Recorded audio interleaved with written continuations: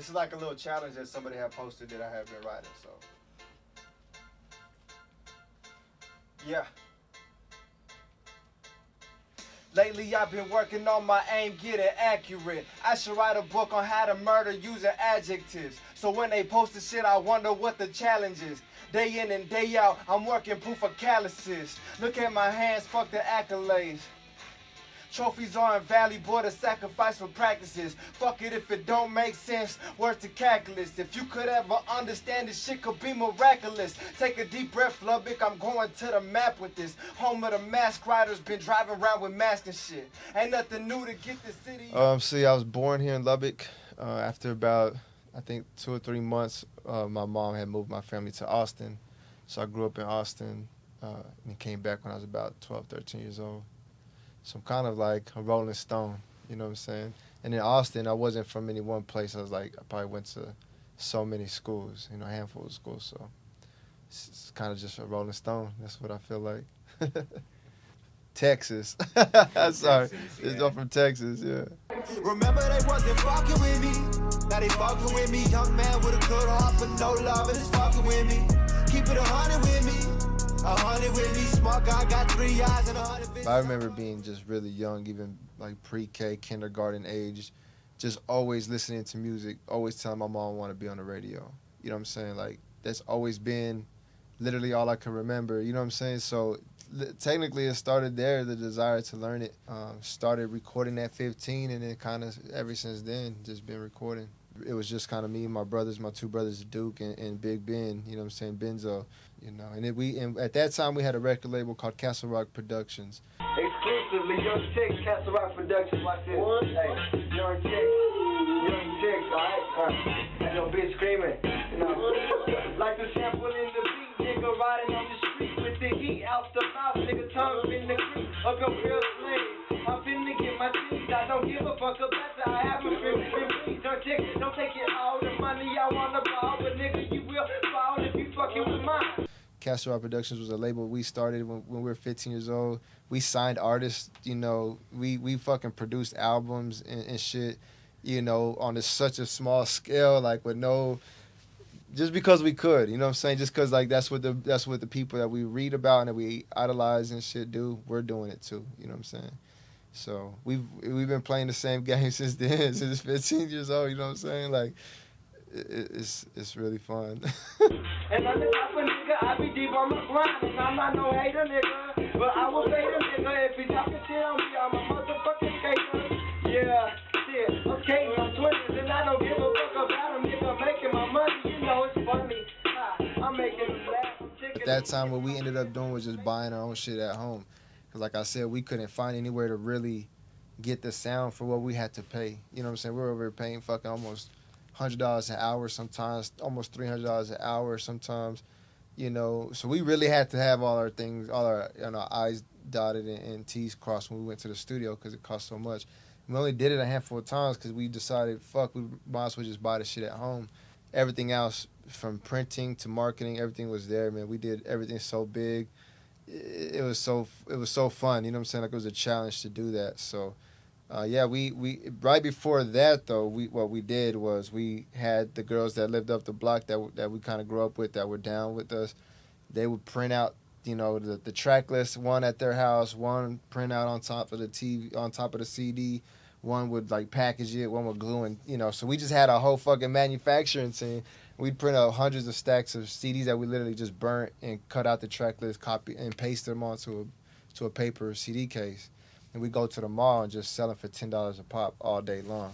Brown Bird Studios is, you know, like I said earlier, our main engineer, our head engineer, his name is Josh Stone. Basically, Brown Bird Studios is like his baby, you know, his what his vision, everything he's kind of worked toward to build. Kind of what my role in that is just kind of on the business side, like the administration side, just pioneering for it, you know what I'm saying, bringing that dream to life for him and for all of us. We've been friends for a long time, Josh and I, again, probably like 10 years or so with Josh, you know. So we've always had the same direction in what we wanted.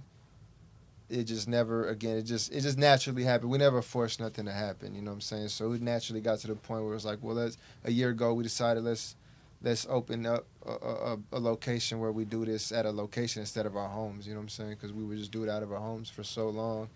And at that, it was like there wasn't any structure, so it was hard to make it make sense all the time. So we decided to let's put some structure behind it and see if we can make it make sense to do that all day, every day, you know what I'm saying? Life's a battlefield, a fucking battlefield. So many things to go to war over, yeah. Life's a battlefield, a bloody battlefield. Just be careful what you fight for. Life's a battlefield, a bloody battlefield. Just be careful what you fight for. Life's a battlefield, a fucking battlefield. So many things to go to war over, yeah. So that album's basically been like a year in the making. You know, it's been since we opened the shop, since we opened Brown Bird Studios at the first location, we kind of just, everybody involved just agreed to just put all our efforts and energy towards the studio and the branding and the marketing and getting it where, you know, it's kind of self-sustainable. In the meantime, in between time, like I was just kind of recording we all just kind of record our own thing, you know what I'm saying? Didn't really have any direction.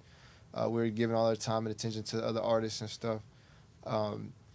But throughout that time, you know, I was really just utilizing studio sessions for like therapy sessions, you know what I'm saying? Just not really having direction or focus as far as the album goes or marketing, anything like that for myself. And then as we came back and moved to the new location and then quarantine happened, I was just kind of going over all the songs and I was going over the old ideas and stuff and just realized, you know, this stuff really needs to be finished and put out, and why not? It's perfect timing. So I just kind of got everything ready, mixed down, and start pushing it. You're gonna shine, baby, shine. Yes, you're gonna shine. Yes, you're gonna shine. They don't know your name, but you're gonna shine. Turn the corner, I hear doubters, they don't know. I heard them call the corners in them flowers, that's how bad I wanna hurt them. Keep my cool, but on the cool, I'm really not that person. Self-control's a holy power, keep me tame behind that curtain. We accomplished so much in my eyes, you know, that I'm proud of, you know, without any help. But I feel like had we had help, and I don't mean help like handouts, I mean understanding. All right, I see what you're trying to do and what you're trying to accomplish. Let me just help you with whatever that may mean. You know what I'm saying? Gave opportunities, shit like that. You know, first of all, would have helped to take away that edge of discouragement that comes when you're chasing something that nobody else fucking can see. First of all, it gives you that little bit of motivation.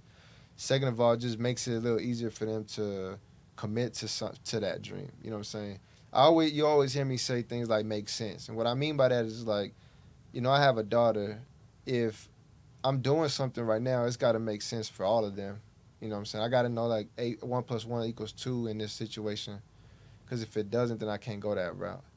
So if somebody could help us make sense at a younger age, then we'd be a lot further. We'd have a lot more understanding. We'd have more opportunity. So what we're trying to do now is make things make sense for everybody. You know, you want to be a rapper, you want to be an artist, you want to be a producer or videographer, whatever you want to do. If it has to do it with what we can help, let us help you make it make sense. JR told me to expect a fucking merry-go-round. Spin too fast, wanna get off, can't just walk away now. I mean, I tried, but every time I just end up face down. It's gotta stop. Like any day now, I always stop. Life should be more like a playground, all happy and shit. Don't wanna leave when you gotta leave, everyone laughing and shit. Sweating dirty, hair all nappy and shit. Friendly competition, bet you can't catch me and shit. See that girl, bet I can get to rapping and shit. So where did I go wrong? Cause it wasn't supposed to happen like this. A diamond, still a diamond, even if it needs shining. And hustlers always grind.